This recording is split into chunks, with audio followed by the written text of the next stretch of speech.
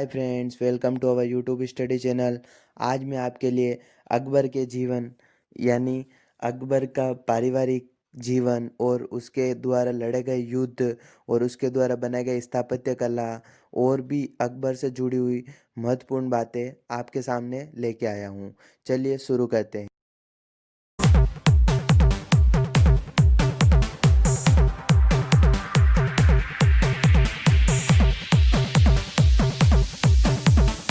अकबर का पूरा नाम जलालुद्दीन मोहम्मद अकबर था।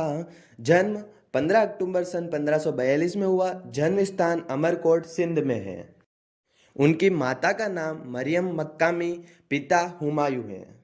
उनकी मृत्यु 27 अक्टूबर सन 1605 में हुई। मृत्यु स्थान फतेहपुर सीकरी।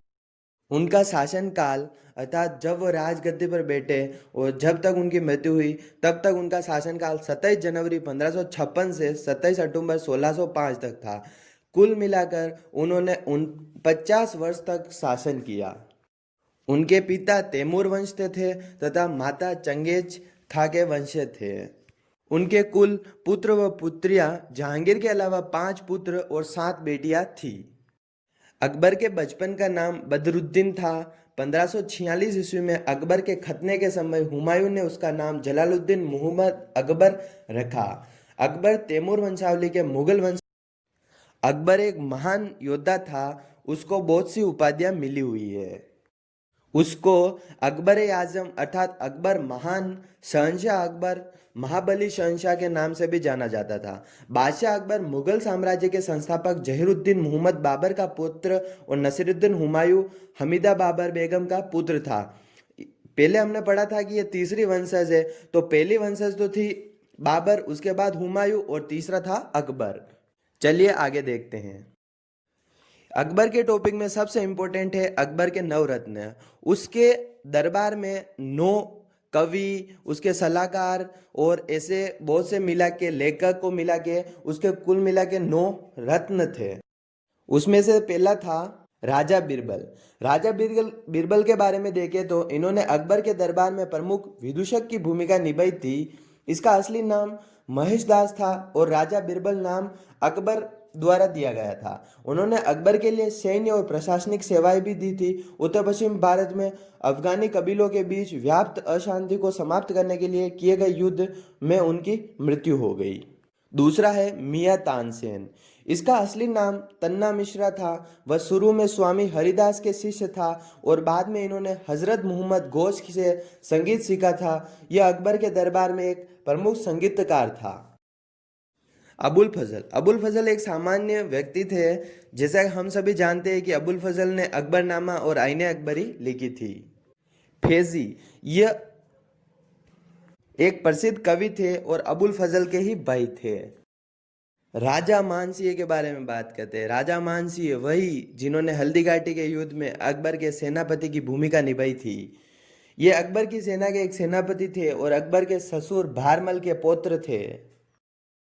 राजा टोडरमल। राजा टोडरमल अकबर के वित्त मंत्री थे। ये अकबर के संपूर्ण राज्य की राजस्व प्रणाली सुधार के जिम्मेदार थे। मुल्ला दो प्याज।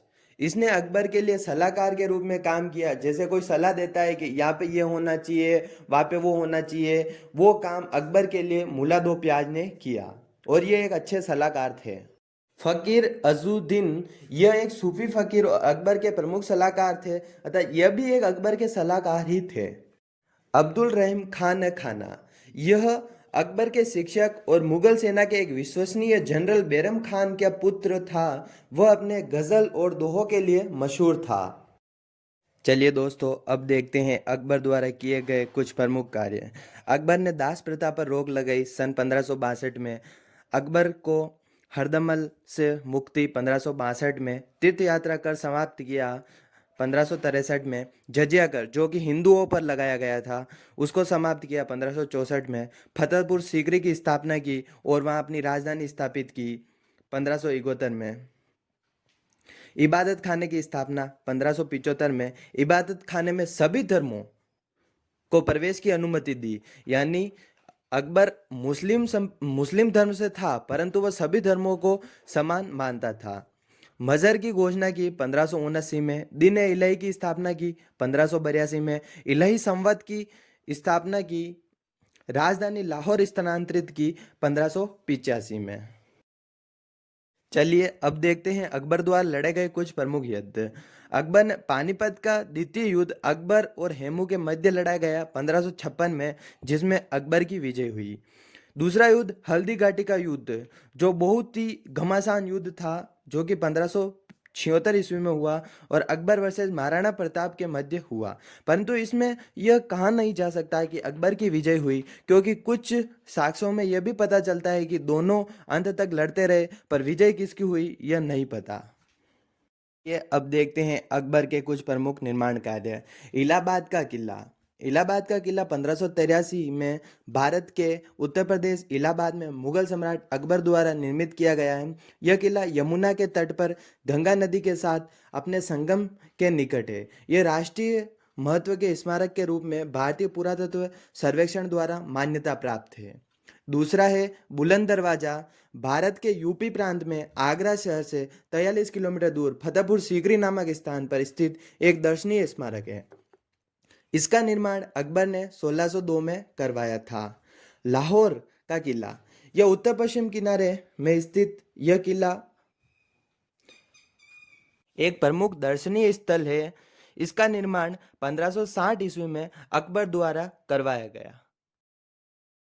चलिए दोस्तों अब देखते हैं अकबर की धर्म के प्रति क्या रुचि थी। अकबर एक मुसलमान था, पर दूसरे धर्म संप्रदाय के लिए भी उसके मन में आदर था। जैसे जैसे अकबर की आयु बढ़ती गई, वैसे वैसे उसके धर्म के प्रति रुचि बढ़ने लगी। उसे विशेषकर हिंदू धर्म के प्रति अपने लगाव के लिए जाना जाता है। उसने अपने पूर्वजों से विपरीत कई हिंदू राजकुमारियों से शादी की। इसके अलावा अकबर ने हिंदुओं की कई राजसी पदों पर भी आसीन किया। इसका एक उदाहरण है मानसिंह को उसने युद्ध में सेनापति बनाकर भेजा था। वह यह जान गया था कि भारत में लंबे समय तक राज करने के लिए मूल निवासियों को उचित एवं बराबरी का सम्मान एवं स्थान देना जरूरी है। Thank you so much video देखने के लिए। और अगर ये वीडियो आपको पसंद आई है तो वीडियो को लाइक व सब्सक्राइब करना न भूलें। साथ ही बेल आइकन को प्रेस करें ताकि आगे की आने वाली वीडियो सबसे पहले आप तक पहुंचे।